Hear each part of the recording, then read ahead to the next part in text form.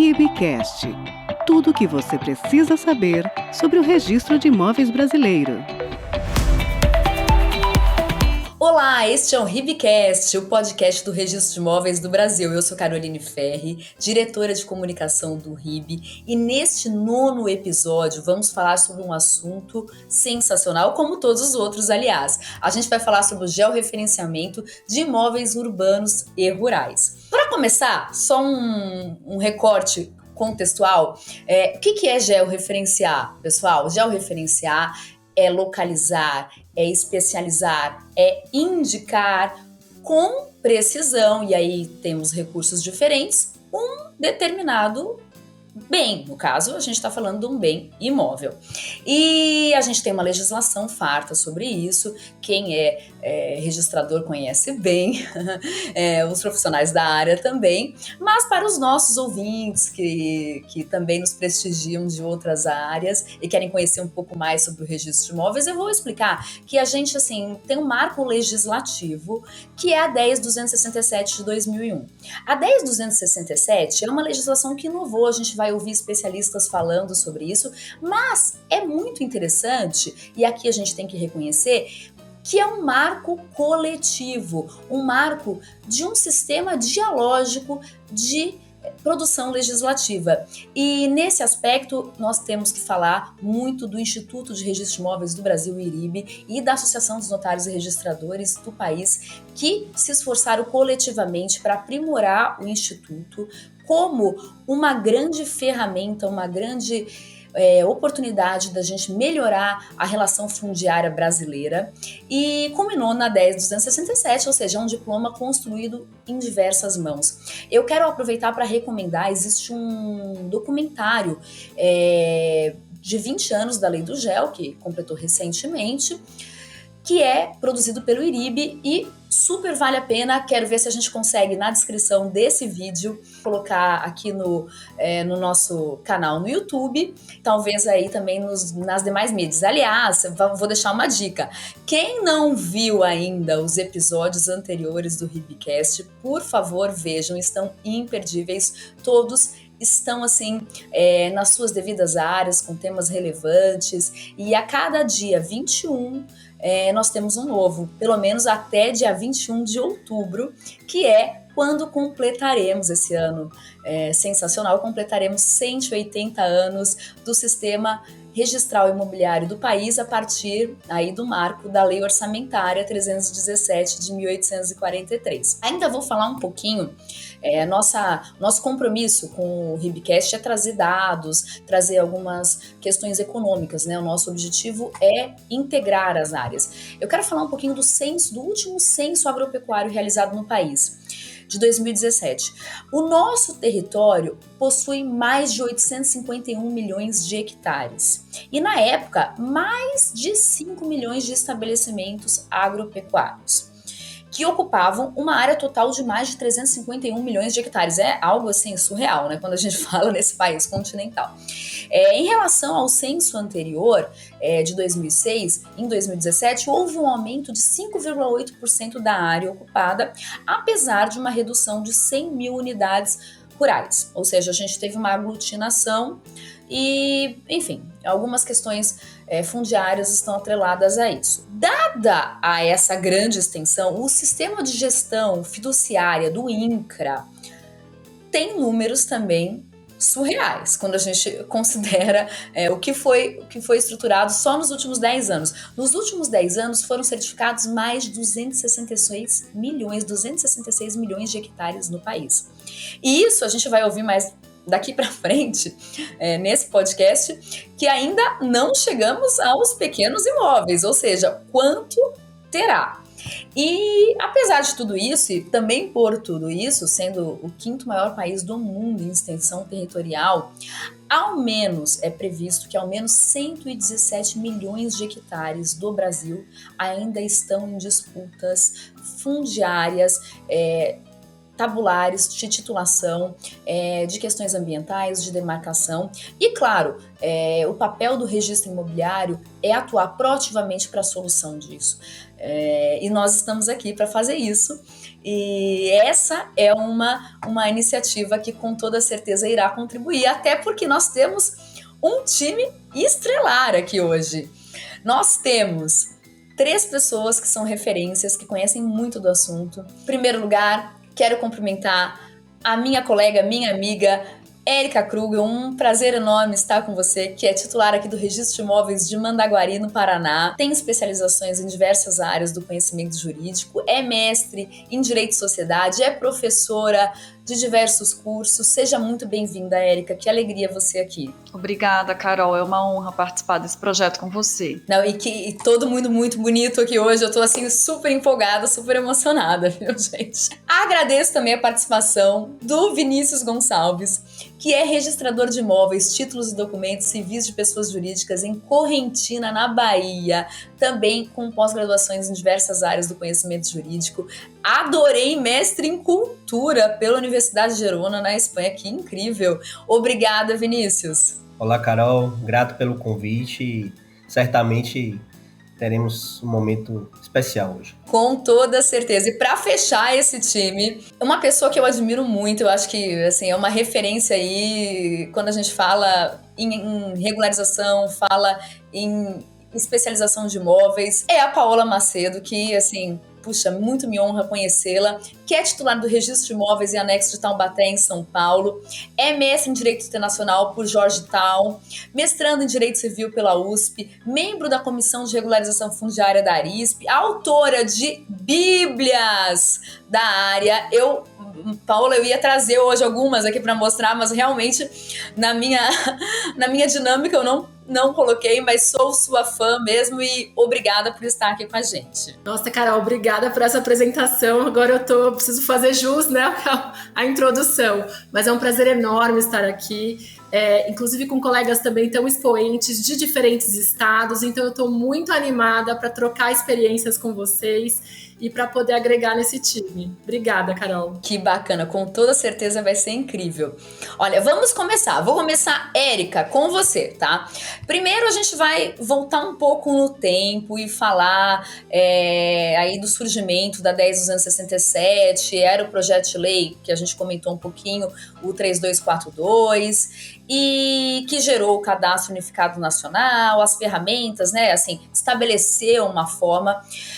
Érica, me conta aí, por todos os seus estudos, conhecedora da área, etc., qual foi a importância dessa inovação legislativa na época? Como é que foi isso? Carol, esse é um tema muito especial para nós, como você mesmo comentou no início desse podcast. A construção desse tema trouxe a contribuição multifacetada de conhecimentos e do engajamento, principalmente do IRIB, da NOREG e dos nossos colegas registradores. E para mim é de muito orgulho poder transmitir uma síntese do que aconteceu na construção desse projeto e de que maneira foi benéfica para nós. O projeto de lei 3242 de 2000, que depois veio a dar ao nascimento à lei 10.267 de 2001, nasceu primeiramente da contextualização do trabalho do Dr. Jürgen Phillips, que na época era professor titular da Universidade Federal de Santa Catarina, que acabou encontrando uma aluna que na época estava tentando fazer doutorado e nele encontrou fundamento para o tema da sua pesquisa. O Dr. Jürgen Phillips, como alemão, tinha vasto conhecimento da integração do cadastro com os direitos e o arcabouço jurídico que existia nos registros de imóveis na Alemanha. Com essa bagagem, a doutora Andréia Flávia Tenório Carneiro resolveu pesquisar de que maneira o cadastro e o registro de imóveis no Brasil contribuíam para a formação da malha imobiliária do nosso país. E eu chamo, me valendo de Hannah Arendt, que sempre diz que de toda crise nasce uma inovação, eu chamo esse momento do encontro do Dr. Jürgens com a doutora Andréia, a construção dessa pesquisa, como se fosse a primeira crise desse tema, que eu vou chamar de crise científica.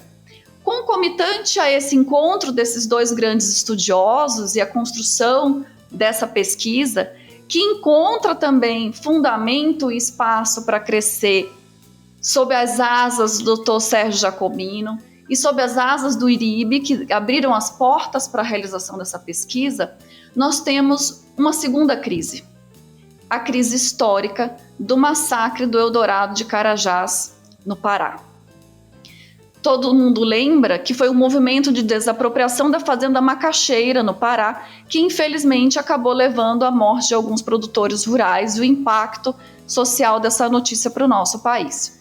Naquele momento a gente teve o nascimento da CPI da grilagem e a tentativa de encontrar mecanismos para que um evento trágico como esse não mais se repetisse. E qual foi o primeiro impasse que a CPI encontrou? Identificar quais imóveis pertenciam ao domínio público, quais imóveis pertenciam ao domínio privado e onde era possível identificar essa malha imobiliária do nosso país. Com essa falha que nós sabíamos e sabemos até hoje, quem é registrador de imóveis, quando abre lá o seu livro 2 ou as suas fichas, né, que por mais que o trabalho profissional antigamente, que os registradores tenham tentado formar uma especialização de imóvel segura, nós sabemos que muitos imóveis não têm e não tinham uma especialização adequada para poder localizar dentro do nosso território brasileiro. Criou-se, então, a iniciativa de se formar um cadastro nacional de imóveis. O que a gente tinha na época era o registro de imóveis, que trazia essa continuidade de domínio, e o cadastro do INCRA, que, por mais que tentasse juntar informações desses imóveis, era mente declaratório de quem possuía ou de quem era proprietário desses imóveis. É nesse momento que surge essa coordenação multidisciplinar de conhecimento do IRIB, da NOREG, dos parlamentares e a contribuição riquíssima do Dr. Jürgens e da doutora Andréa Flávia Tenório, que na época já pesquisavam sobre o tema. E um ponto interessante, que quem quiser aprofundar também vai estar nos episódios que a doutora Carolina comentou, é a imagem que se tinha à época de que essa fragilidade que causava a grilagem de terras poderia ter um certo fundamento de profissionais da nossa área com má fé para aumento e alienação de imóveis de maneira irregular. É então que nesse trabalho de pesquisa é possível perceber que a falha não estava na má fé que estava sendo aventada, a falha estava na legislação da especialização desses imóveis. É aí que a gente tem a revolução técnica para encontrar uma métrica que fosse capaz de identificar os imóveis de uma maneira muito mais certa e segura. Com o trabalho que estava sendo construído naquele momento, se determina que o INCRA vai trazer a métrica correta, e a métrica correta determinada abandona-se a técnica cartesiana, né, que a gente via o imóvel de uma maneira mais horizontal e bidimensional, e se adota a métrica tridimensional, se utilizando da longitude, altitude e principalmente dos acidentes geográficos dos imóveis, permitindo que fosse possível localizar cada imóvel de uma maneira segura e evitando essa sobreposição de áreas que nós tínhamos e que a gente ainda tem para ser corrigido no nosso país. Nesse momento, constrói-se um projeto de malha imobiliária no nosso país com a participação de 3 personagens altamente capacitados: o INCRA, os profissionais técnicos de agrimensura e os registradores de imóveis. E aí, lógico, que me honra saber que toda vez em que a gente abre um protocolo, um título, uma prenotação de um título de georreferenciamento, não é apenas um papel ou uma métrica para um proprietário individual, mas é a contribuição nossa enquanto registradores para a formação dessa segurança jurídica do nosso país.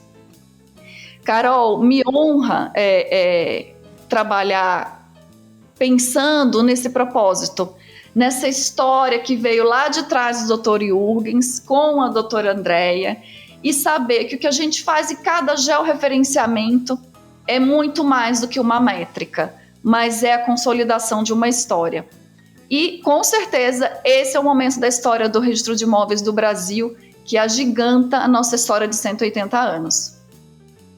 Com certeza, é uma ruptura em padrões e, assim, é um caminho inexorável para que a gente consiga realmente ter uma estrutura territorial plena, né? E, Vinícius, queria saber de você o seguinte: vamos simplificar para o nosso ouvinte. Eu sou proprietária rural, vamos supor que eu não esteja ainda em cursa. De uma forma simples, como eu consigo, com o meu imóvel lá acidentado com aquelas descrições antigas, sem estar dentro dos parâmetros georreferenciados, como eu consigo colocar o meu imóvel nesse novo paradigma? E, paralelo a isso, depois da 10.267, a gente teve muita coisa, né? Como é que tá essas questões? Como é que foi evoluindo do ponto de vista legislativo? Carol, tratar da Lei 10.267 é, acima de tudo, estabelecer um recorte quase que hermenêutico do que poderíamos chamar outrora de princípio da especialidade objetiva, que, em minha concepção, de princípio não tem nada, são regras, são requisitos muito objetivos, não à toa a sua regra matriz está lá no 167 que trata, são requisitos da matrícula. De modo que, em poucas palavras, tratar da especialidade objetiva ou desse regramento é tratar de identificação, de localização de imóvel. Ora, se tratamos da identificação por meio de critérios geodésicos, por meio de critérios científicos, cuja posição não vai alterar em momento algum, isso vai dar mais segurança, que é o nosso vetor principal, e é o vetor principal do registro de imóveis. O registro de imóveis trabalha com juridicidade, com instrumentalidade das formas, pautado na liberdade econômica, especialmente na desburocratização, e hoje eu acho que até a gente briga para que não se criem mais demandas artificiais para a sociedade. Acho que esse é o paralelo e é o paradigma desse novo registro de imóveis. Então, tratar das novas modificações legislativas é um manancial, porque desde a 10.267 de 2001, foi alterada a 10.931, que alterou o artigo 213, e esse é um ponto muito paradigmático, porque se observou o legislador que, se fosse retificar a área em todos os casos de certificação georreferenciada, e aí me permito uma parte, georreferenciamento não necessariamente é o que estamos a tratar. Esse georreferenciamento ele precisa de um selo, de quase que uma qualificação do órgão federal, que no caso é o INCRA, que vai certificar que não há sobreposição de área com nenhuma poligonal já lançada na base de dados. De modo que não estamos a tratar só de geo como um trabalho técnico, mas desse geo em âmbito qualificado. Ora, qualificado porque passou por uma certificação do órgão legalmente competente, que no caso da nossa legislação é o INCRA. E aí percebeu-se no 213, alterando-se o parágrafo 11 do 213, para dizer, nem todos os casos de certificação georreferenciada é caso de retificação, sob pena de ter que retificar sempre, porque nunca iria bater. Por uma razão simples, a tecnologia é outra. Os momentos históricos são outros, logo as soluções são outras. Então a gente não pode fazer mais do mesmo, fazer hoje achando que é o amanhã atuando com mecanismos instrumentais de ontem. E essa alteração do parágrafo 13 veio também, já que não conseguimos resolver todos os entraves, após a Lei 13.000, que essa é paradigmática, 838 de 2019, que criou um segundo mecanismo que aí poderíamos chamar de uma norma quase que válvula, porque se fechamos a válvula, e os espanhóis tratam bem disso, lá atrás, quando criamos a certificação georreferenciada, para dizer, em caso de desmembramento, remembramento ou eventuais transferências, precisamos criar critérios objetivos de certificação. Agora tivemos que abrir um pouco a válvula. Por quê? Porque percebeu-se o legislador que muitos entraves em decorrência das anuências. muita briga fundiária de vizinho e que eventualmente, às vezes, só gerava um passivo desnecessário, que me parece que o pior registro ou a pior verbação é o não registro ou a não averbação. Então o legislador foi lá, pela 13.838, flexibilizou esse requisito e mandou um recado muito tranquilo. Ora, se não há perigo à segurança jurídica, e aí vem o posicionamento que eu acho que é o mais, o intermediário, é o mais equilibrado. Se o registrador consegue, por meios tecnológicos, aferir que não há sobreposição de área, e tem inúmeros programas para isso, se você consegue montar o seu mosaico de malha fundiária, para que eu vou criar uma briga interna ou uma demanda artificial de um vizinho pedir anuência ao outro? E aí esse legislador vem, flexibiliza e diz claramente, é dispensado. Me parece que é assim, dispensar sempre, sem analisar a cadeia sucessória, sem analisar como o imóvel está, se está blaqueado, se há uma precariedade na descrição do imóvel, é um risco, de fato dispensar sempre, mas cobrar também em todos os momentos me parece que é contra a legem. E me perdoem os colegas que pensam em sentido contrário, porque eu acho que a democracia é isso, é a divergência, é a dialógica, como a gente começou aqui tratando, Carol. Então, finalizo porque eu sei que o tempo é escasso. Temos a recomendação, por exemplo, 41 do Conselho Nacional de Justiça, que no primeiro momento foi quase que um retrocesso para a modificação, porque a modificação veio falando é dispensada e a recomendação acabou criando uma simbiose dos procedimentos entre retificação e GEL, quando em verdade o 213 faz essa separação. E logo após o Conselho Nacional, de uma forma muito correta, suprimiu o parágrafo único do artigo 1º dessa recomendação 41, o que nos leva a crer, até do ponto de vista hermenêutico, que a regra geral é dispensar anuência e caso a caso vai se avaliando, já que não temos dados parametrizados, não temos como dar respostas também parametrizadas. Então basicamente é isso, e essa supressão me parece um recado muito claro de que a anuência é exceção ao sistema. Paola, quero te perguntar o seguinte, de que forma o georreferenciamento, a gente falou bastante assim, desse contexto, dessa conceituação, mas assim, com praticidade, de que forma o georreferenciamento, tanto aí na esfera rural quanto na urbana, pode contribuir para a regularização fundiária no país? Vamos lá, Carol. Nosso país ele tem um histórico de irregularidade urbana e rural muito grande, né? Então a gente tem esse problema que é secular, tanto na área rural. Então a gente tem problemas, por exemplo, com a discriminação de terras urbanas e rurais, né, que vem desde a Lei de Terras de 1850. Então o próprio poder público não consegue saber o que é terra pública, o que é terra privada. Então a gente tem esse problema. E a gente tem uma série de problemas no âmbito urbano, né, de irregularidades das mais diversas, né? Então ocupações, por exemplo, em áreas ambientalmente protegidas, em áreas de risco, ocupações, parcelamentos irregulares que não cumpriram a legislação. Então a gente tem um histórico de irregularidade muito grande, né? Então quando a gente começou nas discussões da legislação para a regularização fundiária, né, lá em 2008, 2009, onde o sistema começou a se aparelhar com leis mais fortes, né, no rumo da regularização fundiária, as apurações eram que mais da metade dos imóveis urbanos, por exemplo, eram irregulares no país, né? Então cerca de metade de todos os imóveis eram irregulares. Nas áreas de litoral, por exemplo, esse número era ainda maior, né? Áreas de mananciais, áreas de preservação, terrenos de marinha, enfim, áreas públicas. Então esse problema é muito grande. Então o georreferenciamento, primeiro, ele foi uma opção legislativa da nossa Lei 13465 de 2017. Então, quando a gente fala hoje em regularização, tanto rural quanto urbana, principalmente a urbana, né, que chama mais atenção, porque a rural a gente tem, né, desde lá de 2001, vem vindo essa obrigatoriedade de transformar todas as descrições em georreferenciadas, mas para a urbana não. Então, na Lei 13465, a gente teve uma opção clara pelo georreferenciamento de regularizações fundiárias urbanas, o que nos chamou a atenção no primeiro momento, né? Então, para quem trabalhava com regularização na lei anterior, que era a Lei 11977 de 2009, que não exigia o georreferenciamento, foi um impacto, né? Porque a gente falou, nossa, vai atrapalhar as regularizações, porque vai criar uma exigência custosa,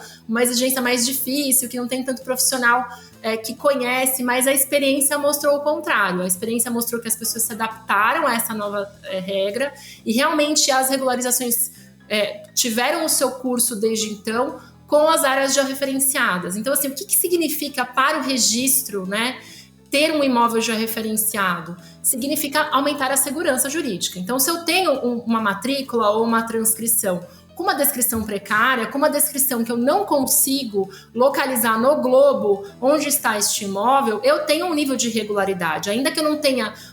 a gente fala que a gente tem faixas de irregularidade, né? Então, a gente tem aquela irregularidade que eu não tenho nem matrícula, nem transcrição, nem coisa nenhuma do imóvel. Então, essa é a mais grave. Mas eu também tenho irregularidades em que eu tenho matrículas ou tenho transcrições, mas que eu não consigo identificar a localização daquele imóvel. Então, o georreferenciamento, tanto rural como urbano, é fundamental para que a gente consiga montar isso que o Vinícius falou, que é muito importante, que é esse mosaico, né, da cidade. Então, a gente consegue, por exemplo, enquanto registro, controlar os nossos indicadores, né, os nossos sistemas, até um certo limite.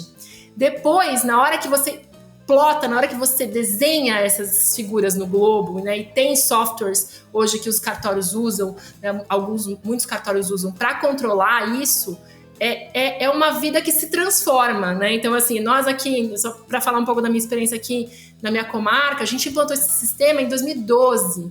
E de lá para cá, o que a gente pegou, por exemplo, de ações judiciais de uso capião sobre a mesma área, então 2 ações correndo em várias diferentes, com descrições que se sobrepunham, enfim, que eram questões que jamais poderiam ser identificadas não fossem essas ferramentas tecnológicas, né? Então, o georreferenciamento traz para a gente isso, segurança jurídica na qualificação dos documentos, na identificação dos erros, né? Então, muitas vezes a gente recebe materiais técnicos errados, que não fecham, a gente coloca lá, o polígono não fecha, né? Então a gente consegue, os engenheiros às vezes ficam bravos com a gente, mas eu falo, a gente está fazendo um favor para vocês, porque depois a gente averba isso e no futuro vai ter que retificar, muito mais difícil.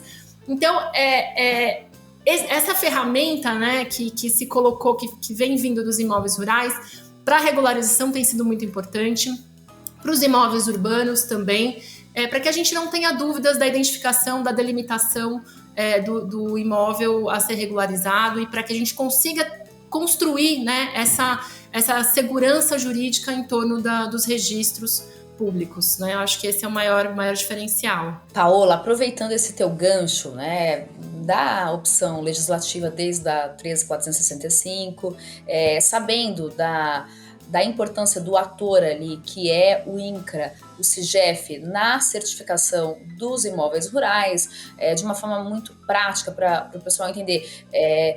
Temos as plantas, etc., isso é certificado pelo INCRA, isso é levado ao registro, é processado, mas a gente tem esse ator aí, né?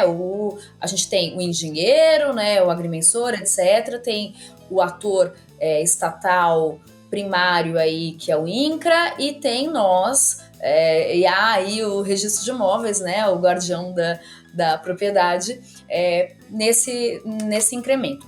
Como é que funciona isso no imóvel urbano? Paula, se você puder começar, e depois eu queria que a Érica me contasse um pouquinho se lá na região dela já tem alguma coisa do imóvel urbano, como é que está funcionando por lá também. Então, com relação ao imóvel urbano, assim, para casos normais, eu vou falar assim, né, para uma vida normal, a gente não tem uma lei que obriga os registros a exigirem o georreferenciamento de imóveis urbanos, né? Saiu recentemente, inclusive, uma NBR da ABNT, que é a NBR 17047, de 30/6/2022, né, do ano passado, regulamentando o georreferenciamento de imóveis urbanos para os engenheiros e agrimensores, né? Então, eu vi já artigos de juristas, né, dizendo que essa é a lei do georreferenciamento urbano, que agora os registradores têm que exigir para toda e qualquer retificação, inclusive urbana, o georreferenciamento urbano. Eu não concordo com essa posição. Eu acho que essa é uma norma infralegal. A gente tem lá os requisitos da Lei 6.015, que não tem esse requisito para imóvel urbano. Então, a gente não chegou lá ainda para situações normais. Então, não dá para exigir né, das pessoas que estão fazendo retificação, que estão parcelando. Até, por exemplo, aqui a gente, parcelamentos grandes, né, que tem aquelas grandes empresas, a gente falou, viu, traz pra gente uma plantinha já referenciada, né? Aí a pessoa fala, tá bom, mas não traz, né? Enfim, a gente, né, gostaria, mas é quase que como um favor que a gente pede, porque não tem como obrigar, né? Na regularização fundiária já é diferente. Então, na regularização fundiária eu vou exigir um material técnico georreferenciado, aí não certificado pelo INCRA, porque daí é imóvel urbano, então o INCRA não fala nesses procedimentos. Quem vai falar nesses procedimentos? O município.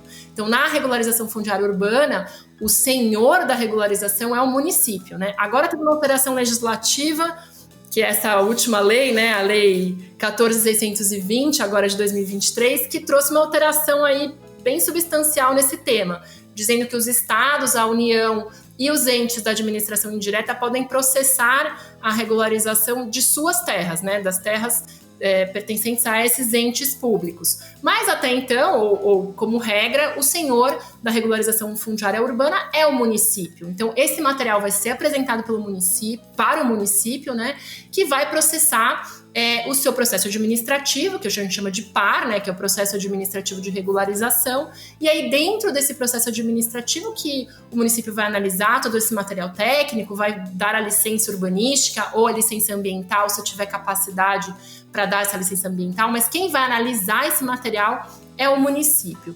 A dúvida que fica né, que a gente, né, tem essas discussões. O georreferenciamento é da área toda a ser regularizada ou é lote a lote, né? Se a gente olhar o decreto 9310 de 2018, que regulamentou a 13465, vai dar bastante impressão de que eles querem que georreferencie lote a lote, né? Mas também tem um outro artigo da lei que fala que o município pode aceitar um outro padrão. Então é isso que a gente tem visto, né, acontecer. Eles georreferenciam o imóvel a gleba toda, mas não lote a lote, porque isso sim seria muito custoso e muito trabalhoso, né?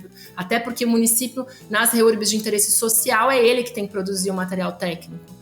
Então, isso também é uma forma de simplificar a regularização. Mas a gente já vem... Então, assim, a gente tem esse paradoxo, né? Que, assim, se eu vou fazer o registro de um loteamento novo, eu não preciso exigir georreferenciamento. Se eu for regularizar um parcelamento irregular, eu vou exigir, né? Então, a gente entende que a tendência do legislador segue nessa direção, para que tudo fique efetivamente desenhado no sistema, né? Aqui, sabe, Paola, a gente tem uma política pública urbana muito voltada para o GEO em Londrina. Então, assim, as diretrizes do município para qualquer parcelamento já está inserida no GEO urbano. E facilita muito para a gente mesmo, depois a gente vai falar das novas tecnologias, mas justamente essa localização.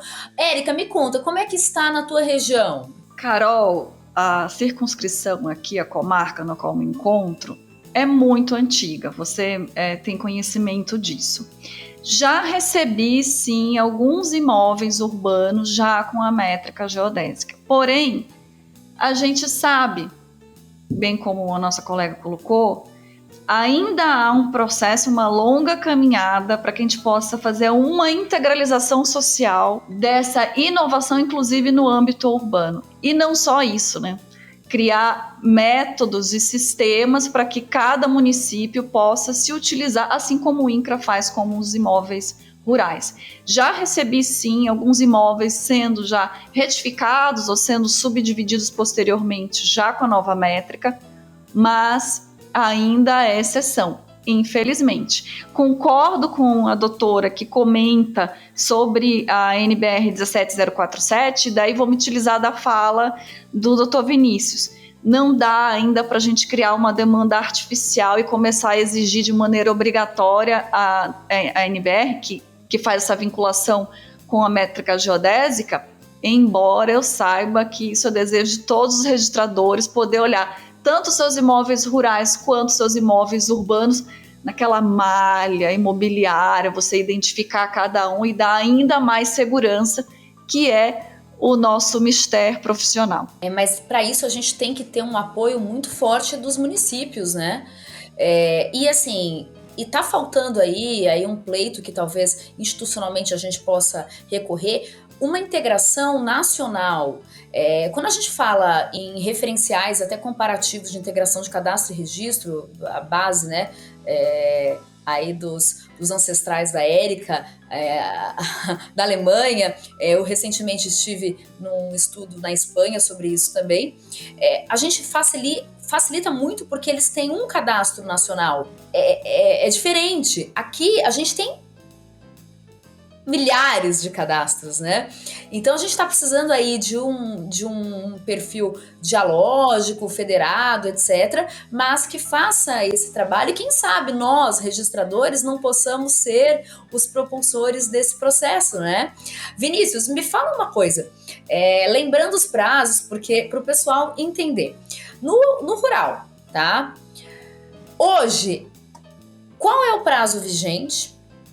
E qual é a sanção para o prazo vigente? O decreto 4449, a regulamentar o parágrafo 3º e 4º do artigo 176, ele estabeleceu quase que uma trava a um dos elementos estruturantes da propriedade, que é o dispor. Logo, atualmente, para que haja transferência de imóveis rurais certificados, o imóvel, hoje, vamos falar de 9/8/2023, imóveis acima de 100 hectares necessitam do georreferenciamento, mas não só geo, e isso precisa ficar muito claro, do georreferenciamento certificado pelo INCRA. Pois bem, a partir de 20/11/2023, que aí completaríamos 20 anos, né, do marco temporal que foi estabelecido pelo decreto 4449, que não é a data da sua publicação, né, não é. Tem um dispositivo que fala que você conta a partir de 20 de novembro de 2003. Logo, em 20 de novembro de 2023, completaríamos esses 20 anos, que aí todos os imóveis, a partir de 25 hectares, portanto, já houve uma redução substancial dessa relação temporal e tamanho de imóvel, todos os imóveis deverão ser georreferenciados e certificados. Basicamente é isso. E com relação, só fazendo uma parte com relação aos imóveis urbanos, me parece que o ótimo seria isso, mas o ótimo é sempre inimigo do bom. O que a gente dá para fazer do ponto de vista prático, para que não se gerem travas, é, claro, evidentemente, seguir o bom exemplo aí da comarca de doutora Caroline, mas, evidentemente, que a multiplicidade de social do Brasil faz com que não dá para se aplicar a mesma resposta, sob pena de a gente gerar mais trava e continuar com esse passivo que vem muito antes da lei de terras, da lei 601. Então, creio que exigir o referenciamento de imóvel urbano, atualmente, não temos amparo legal, já que nós não fazemos nada ou deixamos de fazer no registro de imóveis, e é preciso que os profissionais que trabalham no entorno do registro de imóveis não deixamos de fazer nada se não for para o fundamento da lei. Então, às vezes, a gente pode até não concordar com a lei, mas nós somos os digamos, promotores entre o cidadão, aquele que requer e o que o registro autoriza, mas não o registro registrador, o registro legislador. Portanto, a lei. Essa é a parte que eu fiz para deixar claro que Vinícius, por exemplo, não faz nada. Eu não dou nota devolutiva ou nota de exigência. Quem dá é a lei. A gente só é um veículo. Eu acho que esse paradigma para o registrador e para o cidadão precisa ficar muito bem sedimentado, porque a gente só consegue atuar assim dentro da legalidade. E com base nessa própria legalidade é que a gente, ao atender os requisitos da lei, indica, precisa cumprir isso porque a lei diz, e ao tempo que a lei também não diz, a gente não precisa ficar fazendo malabarismo hermenêutico para criar demandas artificiais. Eu reitero, porque isso é um postulado normativo, e aí normativo mesmo, porque está lá na lei da desburocratização, e o dispositivo fala assim, vírgula, inclusive para os cartórios. Eu acho que a mensagem está muito clara, mas é basicamente isso. Me perdoe a parte, mas esse momento talvez seja um momento importante para a gente também tratar desses pormenores registrais, né? Perfeito, Vinícius. E assim, eu quero complementar no sentido aqui da postura da Municipalidade de Londrina. Isso é para grandes parcelamentos, para loteamentos, para grandes players do mercado, né? Aqui a nossa região é uma região extremamente verticalizada, com importantes players mesmo do mercado imobiliário. E esse pessoal tem o dever de entregar a coisa bem feita, pronta, e a gente tem que estar lá junto, atuando proativamente, né? Mas assim, também com um bom senso de atuar na esteira da legalidade, sempre isso na parceria nessas relações do município, né, que é bastante oportuno. Mas a gente tem que mostrar a importância disso, a gente tem que falar para eles da importância disso, né? Eu sou do liberalismo, tá, Vinícius, nesse aspecto, mas considero a importância desse trabalho aí do município. E um detalhe com relação aos prazos, quando a gente trata de ações judiciais que a causa de pedir ao imóvel não importa o tamanho, correto? Desde trás, porque tem um decreto também, regulamento, exato. Desde da vigência do decreto.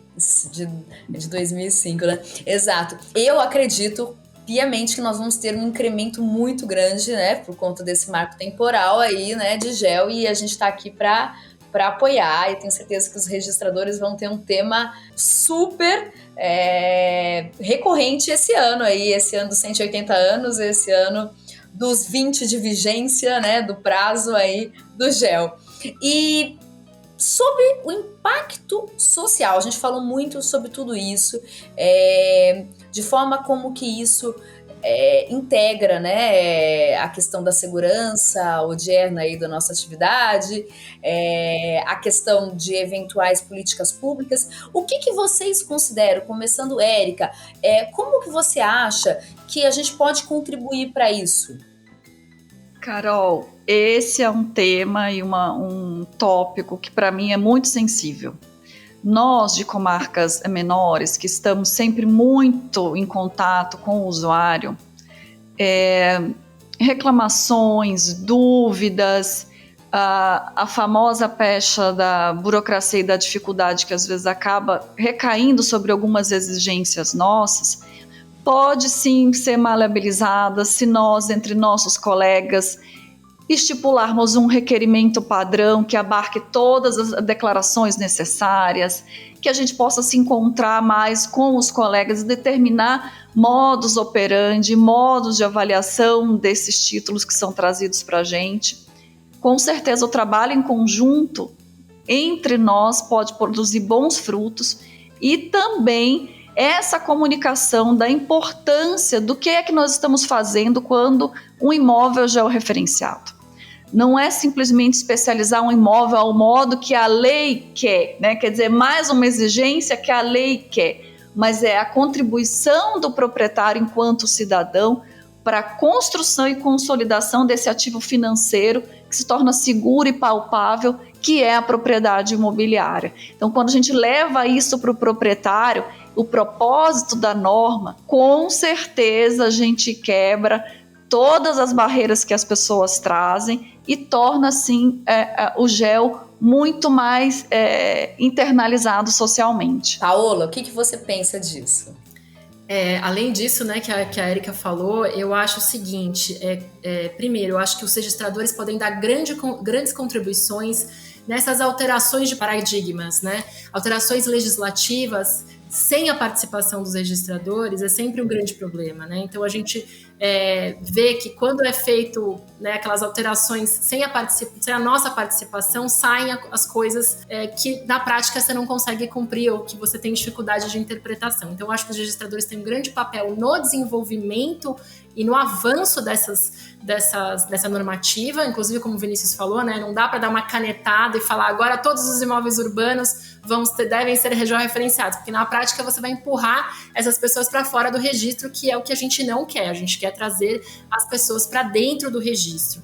A segunda coisa que daí cada um individual eu acho que pode fazer tá sempre integrado com essas ferramentas coletivas. Então, por exemplo, aqui nós, né, quando nós, assim como todos, nós temos uma interconexão muito importante com o CIGEF, que na verdade é o INCRA, né, a certificação do INCRA. Então, para quem não sabe, nossos ouvintes, toda vez que um georreferenciamento ingressa no registro de imóveis com a certificação do INCRA, após o registro, nós entramos na plataforma do INCRA, do CIGEF, e fazemos essa comunicação. Então, o INCRA tem esses dados lá para controle, né, de quais são os números das matrículas, quem são os proprietários, e isso agora é integrado ao RIB, né, integrado ao nosso mapa de registros. Então, essa interconexão entre registradores e centrais nacionais é muito importante para melhorar a segurança jurídica desse trânsito imobiliário. Vinícius, me conta o que você tem feito aí, o que você acha que dá pra gente fazer. Tarefa difícil, depois de Érica e Paola falarem, mas a nossa atuação, basicamente, ela pode ser exemplificada. Uma demanda que a Paola bem citou, do passivo fundiário e o não reconhecimento pelo próprio poder público de quais são suas áreas. Isso é um desdobramento natural.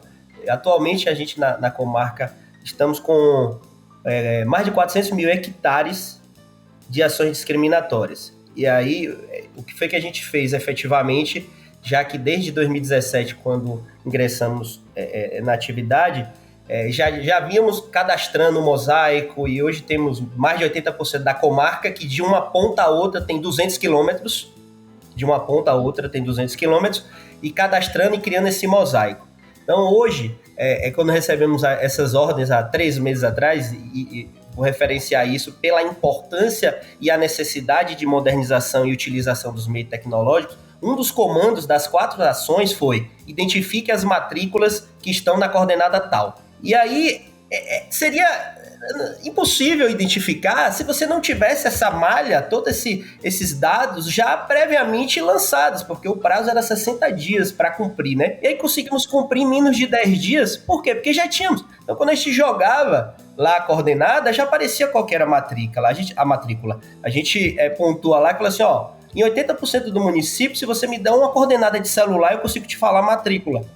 Mas esse trabalho é um trabalho que não é tão simples, é um trabalho que tem um custo muito alto, mas é um trabalho que dá uma devolutiva social que é sem precedentes. Inclusive na última decisão, e eu não poderia deixar de referenciar, o magistrado que toca o processo fará, após o irretocável laudo do oficial de registro de imóveis, identificamos as divergências tais e tais e tais, e aí o processo naturalmente vai seguir o curso natural, porque não somos partes, mas devemos atuar para colaborar. Porque se nós temos os dados, e esses dados precisam ser depurados, precisam ser tratados, temos que dar as respostas sociais, tanto para o cidadão quanto para o judiciário, para o Estado em sentido distrito, que pelo menos coloque luzes a eventuais discussões. Porque se tem um problema que ele começa problemático, e me perdoe a redundância, e termina com o segundo problema, é o problema fundiário. Por uma razão básica, todo mundo acha que tem mais direito que o outro. E no meio disso estão os registradores, né? Estamos nós, as registradoras, já que aqui estamos no matriarcado, né? É isso, basicamente isso. Então, soluções tecnológicas e de agilidade, registrar rápido, da segurança, é a nossa missão, a nossa vocação hoje, e eu diria que não temos como fugir disso. Falando nisso, quero que você mesmo já comece comentando. O que você acha que a gente vai ter assim em 10 anos? Melhor do que responder do que teremos, eu vejo que é mais fácil, me perdoe, Carolina, a gente falar o que a gente não pode ter. A gente não pode, daqui a 10 anos, falar como se estivéssemos hoje. Porque, invariavelmente, a gente fala hoje achando que está falando do amanhã, mas na verdade está falando do ontem. Eu já mencionei esse ditado que eu sempre menciono, porque o que a gente precisa ter é plantar essa semente que essa nossa conversa aqui já planta, para que essa semente ela consiga germinar em bons terrenos e tenhamos excelentes registradores, para que a gente altere esse paradigma de que somos um entrave para o desenvolvimento econômico. Então, para que tenhamos, daqui a 10 anos, respostas sociais, digamos, efetivas, eficazes, precisamos avançar e continuar nesse trabalho que o RIB vem fazendo. Me parece que esse cadastro da malha fundiária é sem precedentes, e se conseguimos um engajamento, como temos, da boa parte dos registradores, a gente vai conseguir que essa semente, que é uma semente especializada, uma semente que vai dar bons frutos, consiga dar para a sociedade o que é a nossa missão, que é segurança jurídica. Parece falar mais do mesmo, mas não é. O registro de imóveis só se justifica se ele for seguro e eficaz. Perfeito. Paola, o que você acha que a gente vai ter, assim? Você acha que vai ter mais uma revolução ou mais alguma coisa? É inteligência artificial que a gente vai falar assim, me dê a coordenada geodésica tal. Eu acho que, na verdade, a gente está num bom caminho, né, do registro eletrônico. Então, o que eu acho é que a gente vai ter essas grandes plataformas, né, integradas, e aí cada vez mais a gente vai caminhar para soluções tecnológicas. Eu acho que a tecnologia está aí, os registradores têm que abraçar essas tecnologias, a gente não pode ter medo, né, das tecnologias, pelo contrário, tem que usá-las a nosso favor, usá-las em favor da segurança. Então eu vejo um caminho sem volta, né, em rumo ao registro eletrônico que vai resolver uma série de problemas, né, que hoje a gente não consegue resolver no papel. Então, por exemplo, eu não consigo hoje ter essa segurança de mosaico dentro de uma matrícula de papel, né? Há quem defenda, coloca lá a figura na matrícula, né? Além de ficar uma coisa esquisita, eu acho, não dá para saber no globo, olhando para o papel, onde está aquele desenho, né? Então, assim, com o registro eletrônico, isso vai se resolver. A gente vai ter um botão lá e que vai ver onde está no globo aquele imóvel, outro botão que vai ver quais são os ônus, quais são as ações judiciais que possam afetar aqueles direitos, porque hoje a gente está caminhando para o princípio da concentração total das informações. Então, o que eu quero, né, nos próximos 10 anos? Eu quero que seja extremamente fácil e seguro comprar um imóvel no Brasil. Eu quero estar assim, um estrangeiro está lá na Alemanha e ele põe lá a plataforma com poucos cliques, ele sabe que aquele imóvel é seguro, ele sabe onde está, ele sabe quais são as ações que envolve, que ele não vai poder perder aquele imóvel por um vício oculto, né, por um coelho na cartola que alguém vai sacar ali na frente de algo que não estava visível, né, para os advogados, e as pessoas possa realmente ser um ativo de fácil trânsito, né, de fácil negociação, e aí eleve as nossas pontuações no Doing Business in Brazil, atrai investimentos, enfim, a gente consiga consolidar, porque eu acredito muito no trabalho dos registradores. Eu acho que o nosso sistema de registro é um sistema bom, é um sistema forte, com fortes instrumentos. O que estava faltando era esse rumo tecnológico, eu acho. Então a gente está no bom caminho e eu vejo esse caminho se consolidando aí nos próximos 10 anos. E você, Érica? Para não dizer mais do mesmo, como diz o Dr. Vinícius, parafraseando, né? Eu tenho certeza que em 10 anos nós veremos muito mais exemplos como esse de cooperação do conhecimento técnico dos registradores de imóveis com o desenvolvimento do nosso país. A identificação, a especialização do imóvel rural foi apenas um exemplo, que lógico é paradigmático, mas nós temos muitos outros dentro da nossa atuação em que nós podemos contribuir para o desenvolvimento do nosso país. Como disse a doutora Mariana, na última semana, a nossa presidente da Noreg aqui do Paraná, ela comentava comigo, eu tenho muito orgulho do que a gente produz. E eu tenho certeza que todos os profissionais registradores do nosso Brasil podem contribuir com o nosso conhecimento técnico e evolução de novos instrumentos para a nossa segurança jurídica. Eu também quero aqui reconhecer a força dos registradores de imóveis do nosso país. Esse projeto que eu fui inserida aí e sempre fazendo o coro para a Andréa Pinhatti, que é maravilhosa e conterrânea do Dr. Vinícius, me permitiu, né, honradamente conhecer diversas realidades e a cada dia eu tenho mais consciência da nossa força como instituição, da nossa força do ponto de vista doutrinário, de tecnicidade e também de proatividade. Nós somos proativos, nós temos um compromisso com o futuro do país. E uma ferramenta que já é disponível, eu tive uma demonstração há poucos dias na minha serventia, que eu nem sabia que eles usavam tão bem isso, é o mapa do registro de imóveis, que está disponível para todos e nós temos diversas camadas integradas.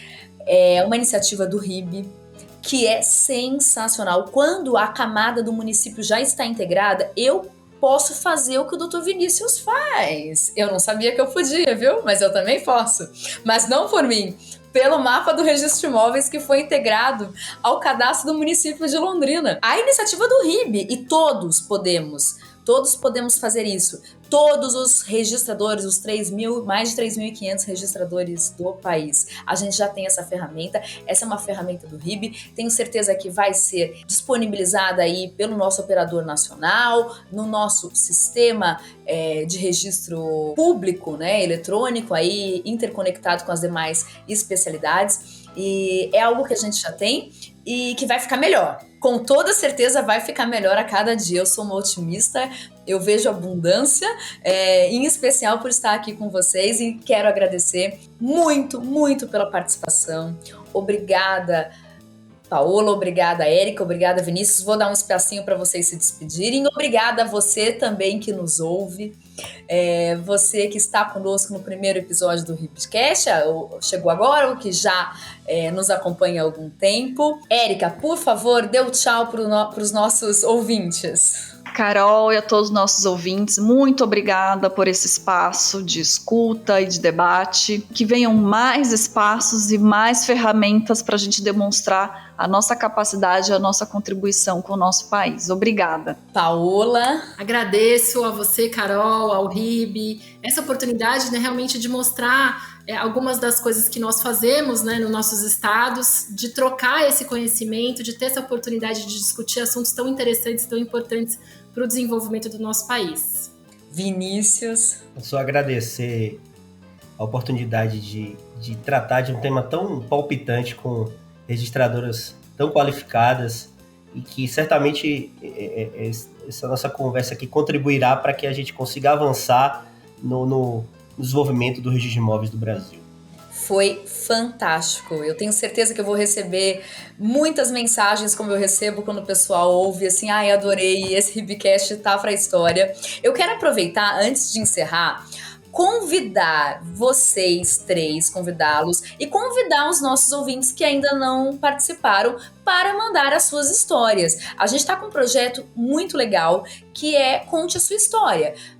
Estamos celebrando 180 anos, como a gente falou desde o início. A gente tem a expectativa de ter o Dia Nacional do Registro de Imóveis. Muito em breve temos um projeto de lei em tramitação para isso, 21/10. E nós queremos ouvir as histórias, porque são 180 anos. E a gente quer conhecer mais, humanizar esse processo.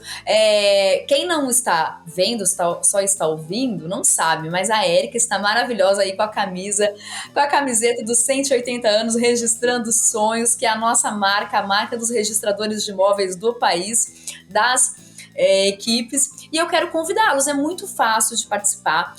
No site ali do registroimóveis.org.br há um banner bem grande, Conte a Sua História, e a gente quer saber histórias da sua aquisição, histórias de família, Paola, imagino quantas histórias aí de regularização. Vinícius, essa tua história da ação sensacional. Érica, eu sei também que tem muitas e a gente quer ouvir e quer convidar todo mundo que tiver um bom papo aí para falar sobre o registro de imóveis para compartilhar com a gente. E obrigada. Todo dia 21 até dia 21/10, pelo menos, nós teremos um novo episódio do Hibcast no Spotify, no Deezer ou no YouTube. Esperamos vocês. Até lá. Obrigada!